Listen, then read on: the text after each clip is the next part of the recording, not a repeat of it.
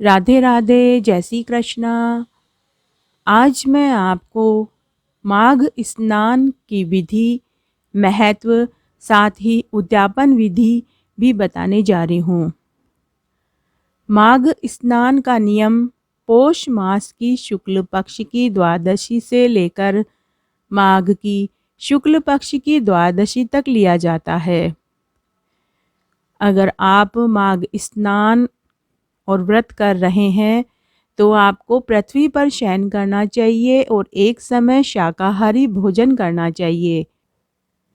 माघ मास में सूर्य उदय से पहले उठकर शौच आदि नित्य कर्म करके गंगा जी, जमुना जी, तालाब, कुआं, पवित्र नदियों में स्नान करना चाहिए।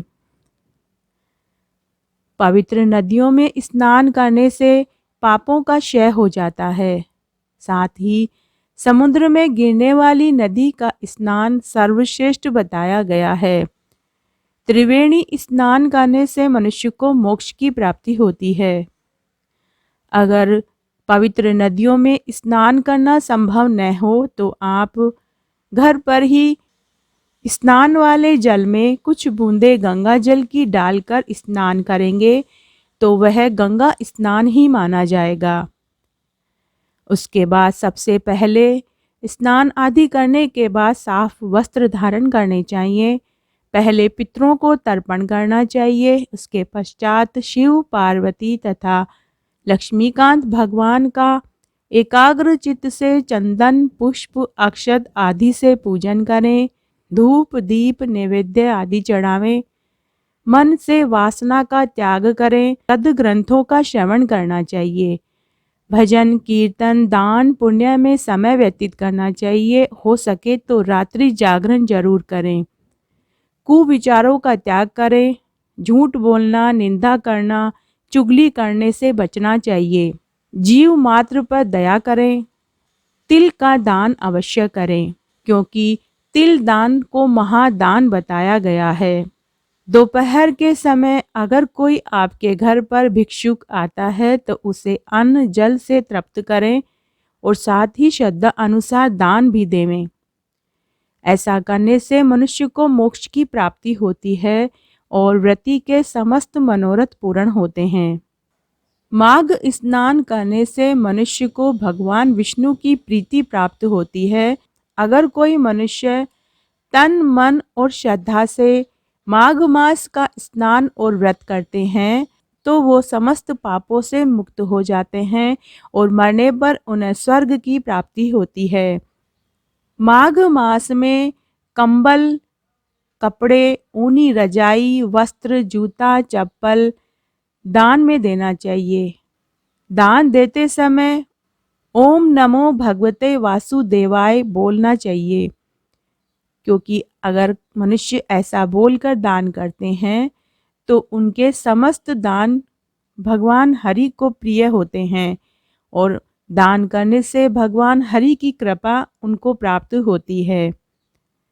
माघ मास में दूसरे की आग को नहीं तपना चाहिए। माघ मास में भूमि शयन, प्रतिदिवसीय हवन, अविश्य भोजन, ब्रह्मचर्य का पालन अवश्य करना चाहिए। इससे व्रत करने वाले मनुष्य को अक्षय फल की प्राप्ति होती है।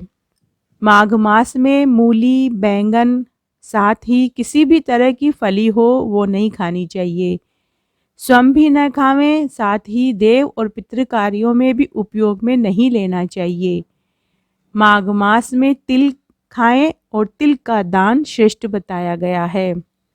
माघ मास में सूर्य को अर्घ्य देना श्रेष्ठ बताया गया है।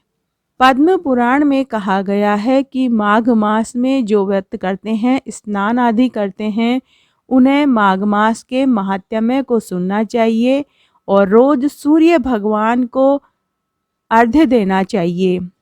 इससे उस मनुष्य के समस्त पाप मुक्त हो जाते हैं और उन्हें भगवान वासुदेव की प्रीति प्राप्त होती है। प्रत्येक मनुष्य को माघ स्नान करने के बाद सूर्य को अर्घ्य देना चाहिए। जो मनुष्य माघ मास का स्नान और व्रत करते हैं उन्हें मरने के बाद ब्रह्मलोक की प्राप्ति होती है।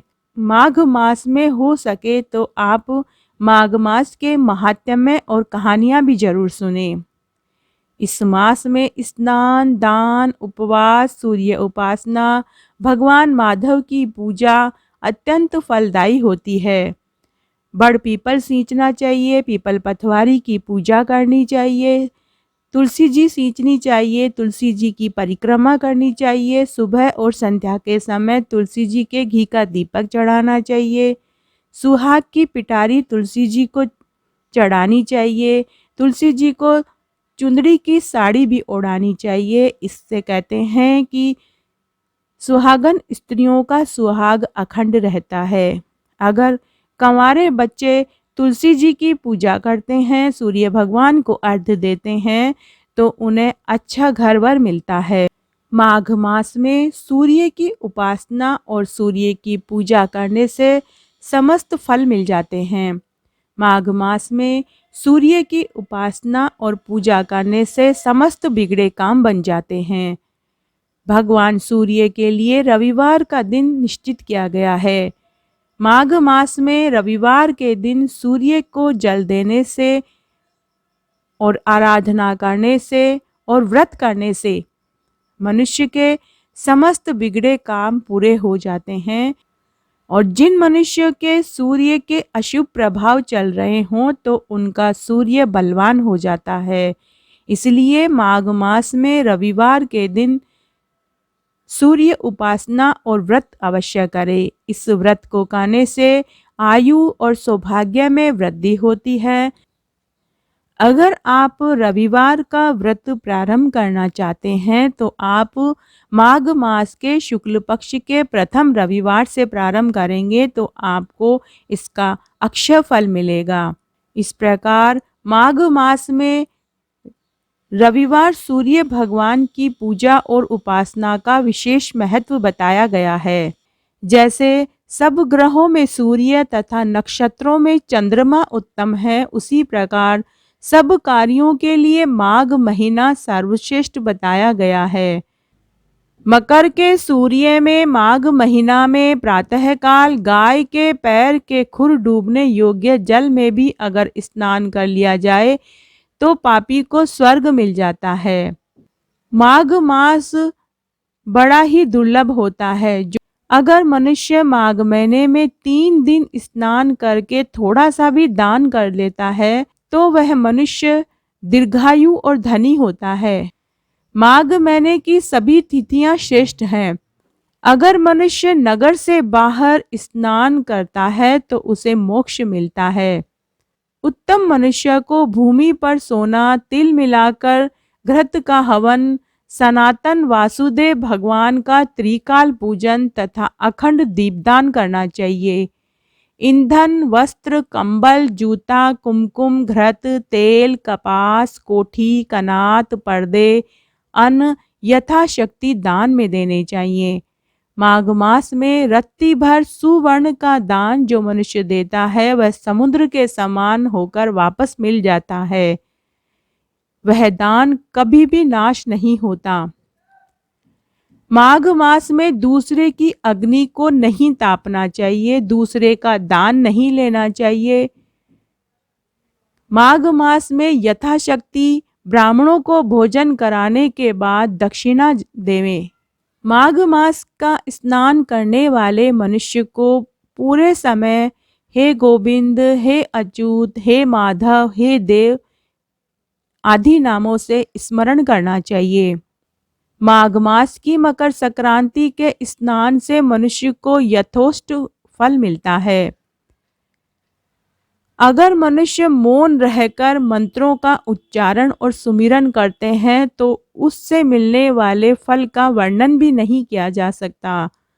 मकर के सूर्य में घर में गर्म जल से किया गया स्नान 6 बरस का, बाहर बावड़ी आदि में 12 बरस का, तालाब में 2 गुना, नदी में 4 गुना, देव सरोवर तथा महानदियों में 100 गुना और महानदियों के संगम में स्नान करने से 400 गुना फल प्राप्त होता है। जो लोग माघ मास में गंगा जी में स्नान करते हैं वे 4000 युग तक स्वर्ग में निवास करते हैं।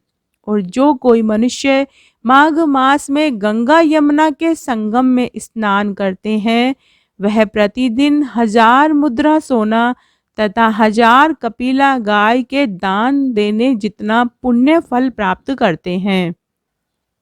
माघ मास के मकर के सूर्य में स्नान करने वाले को ब्रह्मलोक के रास्ते से सीधे स्वर्ग का रास्ता मिल जाता है।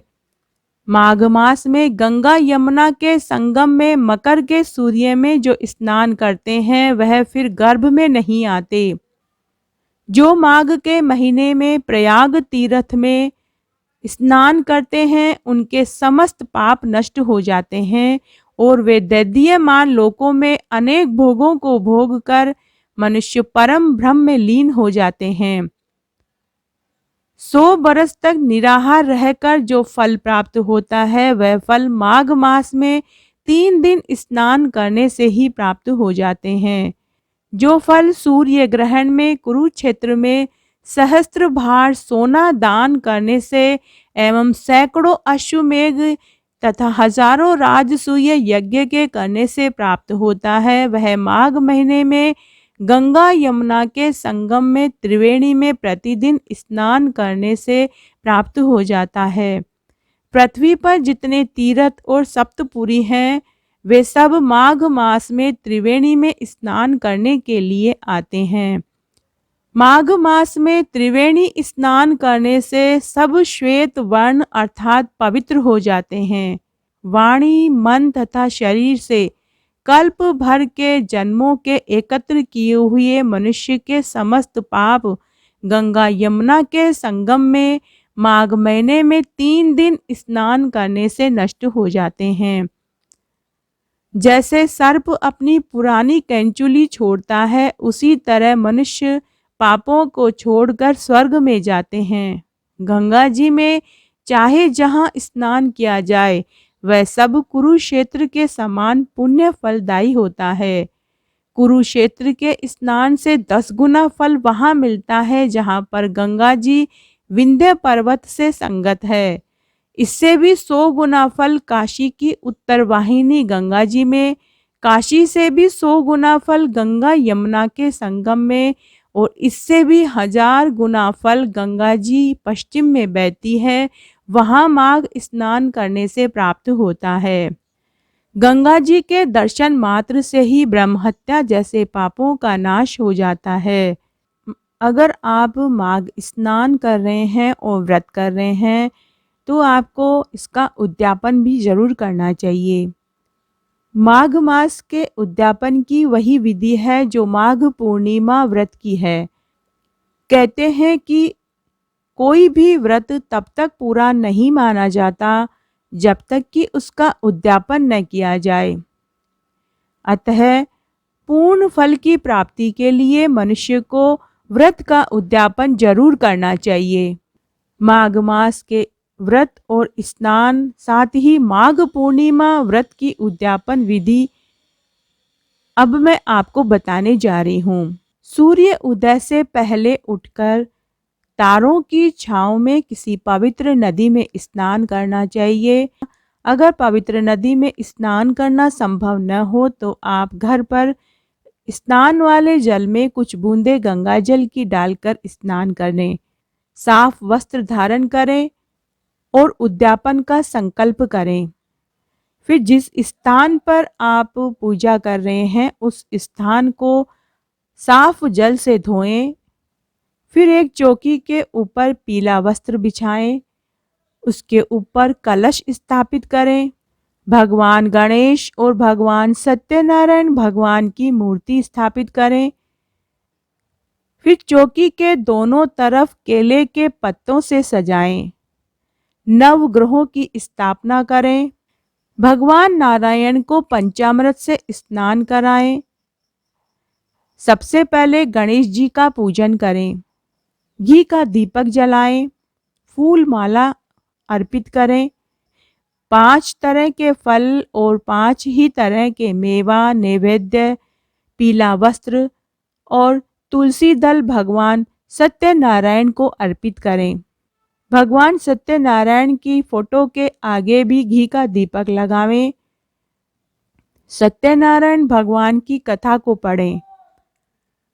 कथा पढ़ने के बाद फिर उसके बाद भगवान सत्यनारायण की पूजा करने के बाद भगवान शिव और पार्वती की विधिवत पूजन करें। हवन करें।